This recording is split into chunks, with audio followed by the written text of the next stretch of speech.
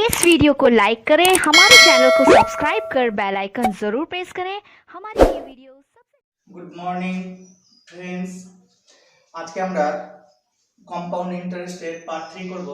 পরের video 4 number পার্টে যে আমাদের কম্পাউন্ড ইন্টারেস্ট শেষ হয়ে যাবে, মোটামুটি বেসিক নলেজটা কনসেপ্ট ডেভেলপমেন্ট কমপ্লিট হয়ে যাবে 4 নাম্বার পার্টে গিয়ে। তো দেখো বন্ধুরা, প্রথমে আমার কোন অঙ্ক দেওয়া আছে, দেখো আসল কত হলে বার্ষিক 12.5% সুদের হারে 3 বছরের জটিল সুদ ও সরল সুদের পার্থক্য 5050 টাকা হবে। ঠিক আছে, তাহলে দেখো রেট অফ ইন্টারেস্ট আমার দেওয়া আছে 12.5%, মানে আমি এটাকে ফ্র্যাকশনে লিখতে পারি 1/8। টাইম দেওয়া আছে আমাকে 3 বছর। ঠিক আছে, সিআই আর এসআই এদের পার্থক্য দেওয়া আছে আমার 5050 টাকা।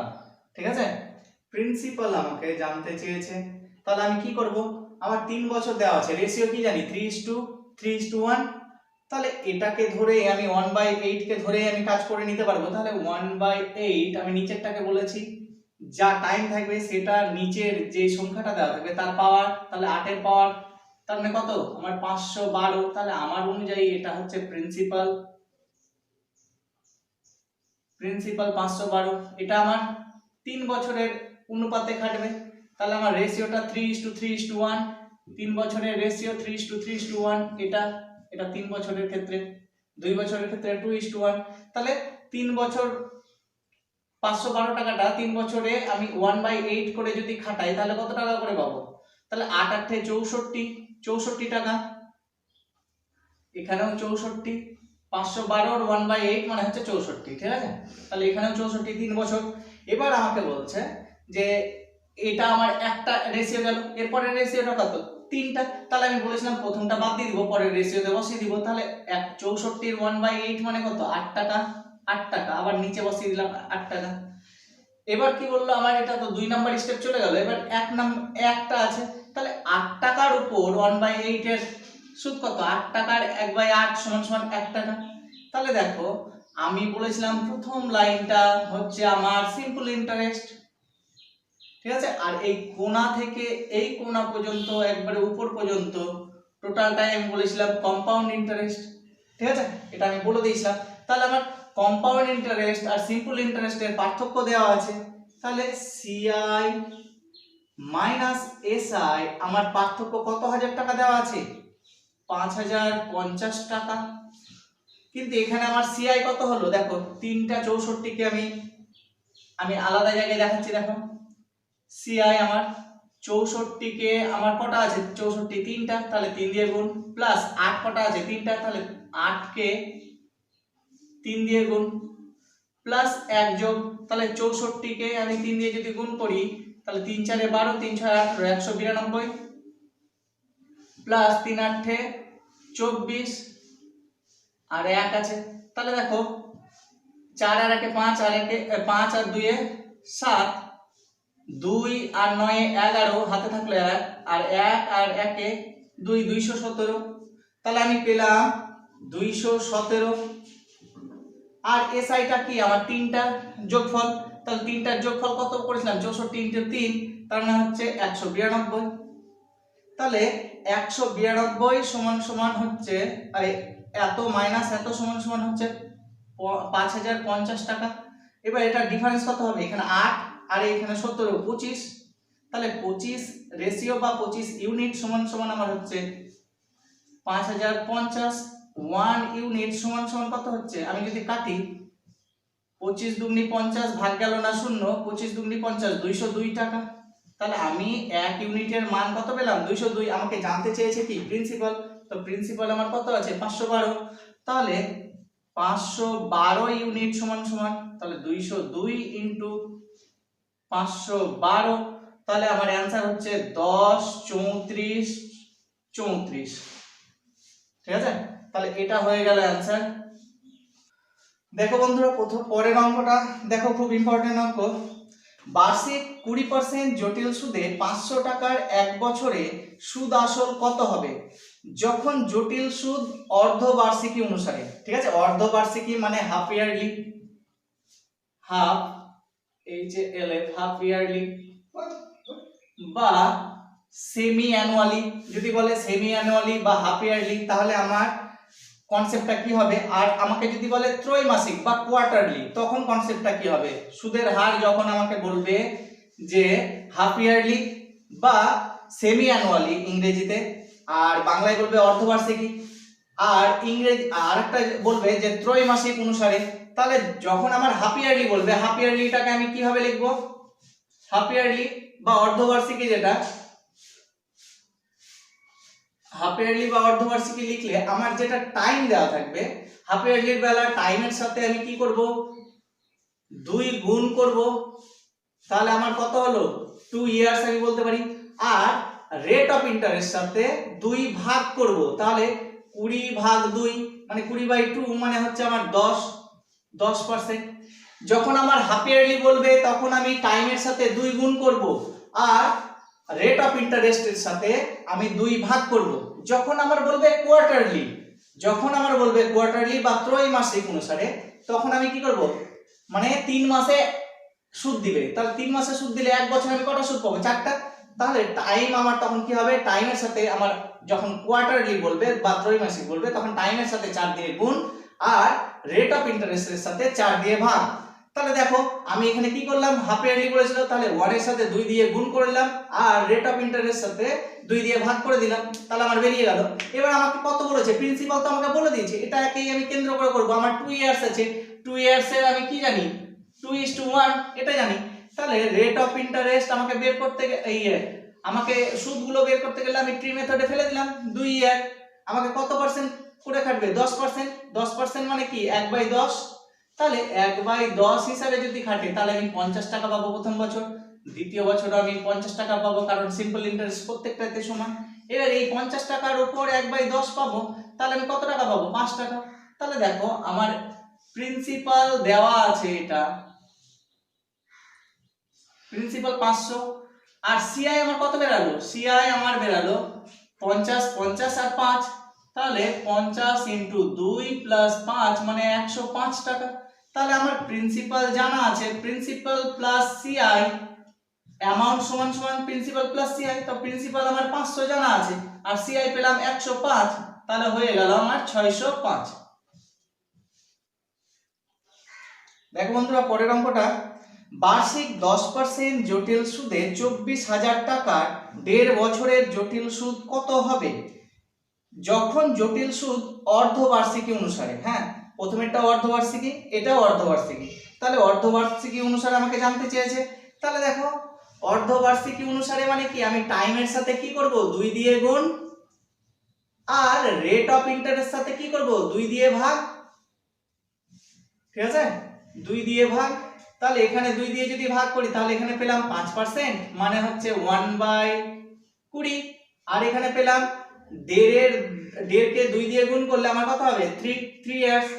তাহলে আমি 3 বছরের তো সূত্র জানি কি, 3 ইয়ার্স এর আমার কন্ডিশন 3:3:1 এটা হয়। তাহলে আমার তো প্রিন্সিপাল দেওয়া আছে 24,000, তাহলে 24,000 টাকাটাকে কেন্দ্র করে করব, 3 বার 3টা বছরে কাটবে, তাহলে আমার কত করে কাটবে 1/20 করে, তাহলে 0 0 কেটে গেল, 2400 কে 2 দিয়ে যদি ভাগ করি তাহলে আমার কত হবে 1200, তাহলে এখানে 1200, এখানে 1200, এখানেও 1200। এবার আমি কি বলেছিলাম, প্রথমেরটা বাদ, তারপরে আমার কি হবে আবার 3:1 অনুপাতে নামবে, তাহলে 1200 টাকার 1/20 মানে কত 60 টাকা, 60 টাকা আর 60 টাকা 3 বার নেমে গেল। এবার এই 60 টাকার আবার 1/20 কত 3 টাকা, ঠিক আছে, তাহলে আমার বেরিয়ে গেল। এবার সিআই আমাকে জানতে চেয়েছে, তাহলে সিআই কত হবে, আমার এখানে 1200 কয়বার আছে 3 বার, তাহলে 1200 × 3 প্লাস 60 কয়বার আছে 60 × 3 3 বার প্লাস 3, তাহলে এখানে দেখো 3600 বেরালো, এখানে 180 বেরালো, এখানে আমার 3 বেরালো, তাহলে 3 আর 8 83, আর এদিকে হচ্ছে 7 আর 3 মানে 37 83 টাকা, তাহলে এটা আমার অ্যানসার। দেখো বন্ধুরা 4 নম্বর অঙ্কটা, বার্ষিক 20% জটিল সুদে 12,000 টাকার 9 মাসের জটিল সুদ কত হবে যখন জটিল সুদ ত্রৈমাসিক অনুসারে, ত্রৈমাসিক মানে কোয়ার্টারলি, তাহলে 3 মাসে যদি আমাকে একবার করে সুদ দেয় তাহলে আমি বছরে কটা সুদ পাবো? 4টা সুদ পাবো। তাহলে আমি কি বলেছিলাম, যখন ত্রৈমাসিক বলবে তাহলে সময়ের সাথে আমাকে কত দিয়ে গুণ করতে হবে? 4টা পাবো, তার মানে 4 দিয়ে গুণ, ঠিক আছে। আর রেট অফ ইন্টারেস্টের সাথে যেটা দিয়ে গুণ করলাম সেটা দিয়েই ভাগ।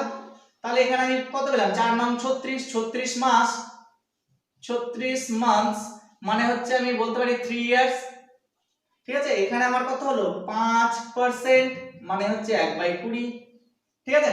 এবার আমাকে প্রিন্সিপাল দেওয়া আছে, সিআইটা জানতে চেয়েছে।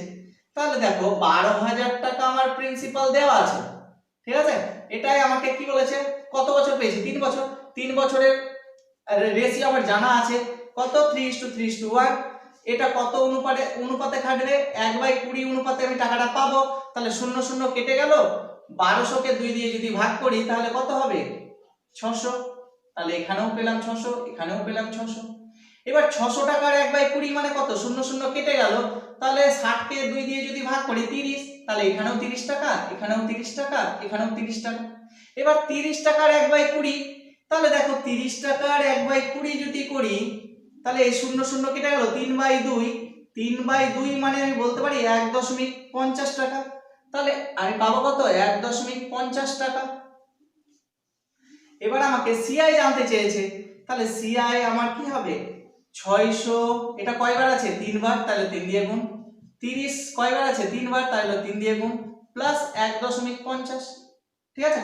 তাহলে দেখো এখানে আমার কত হলো? 1800 প্লাস 90 প্লাস 1.50, তাহলে দেখো 0.50 আগেই বসে গেল, ঠিক আছে। এবার এটা হয়ে গেল আমার 1। এবার দেখো 9 91 আর 18, তাহলে 1891.50 টাকা। দেখো বন্ধুরা, পরের অঙ্কটা, বার্ষিক কত জটিল সুদের হারে 3000 টাকা সুদে আসলে 3993 টাকা হবে, হ্যাঁ 3 বছরে, ঠিক আছে। এটা বলেছে রেট অফ ইন্টারেস্ট আমাকে বের করতে বলেছে। তাহলে আমরা নরমালি আগে সূত্রটাকে দিয়ে করি বেসিকে।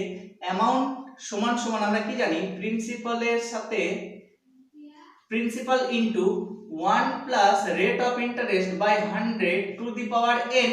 n মানে হচ্ছে নাম্বার অফ টাইমস, হ্যাঁ। তাহলে এ অ্যামাউন্ট কত দেওয়া আছে? 3993, আর প্রিন্সিপাল কত দেওয়া আছে? 3000। 1 plus r rate of interest জানি না, r বাই 100 ই রেখে দিলাম, n এর পাওয়ার কত দেওয়া আছে? 3, ঠিক আছে। এবার দেখো আমি অ্যামাউন্ট আর প্রিন্সিপালকে একদিকে নিয়ে চলে আসলাম, এটা ইনটু অবস্থায় আছে, এদিকে আসলে ভাগ হয়ে যাবে। তাহলে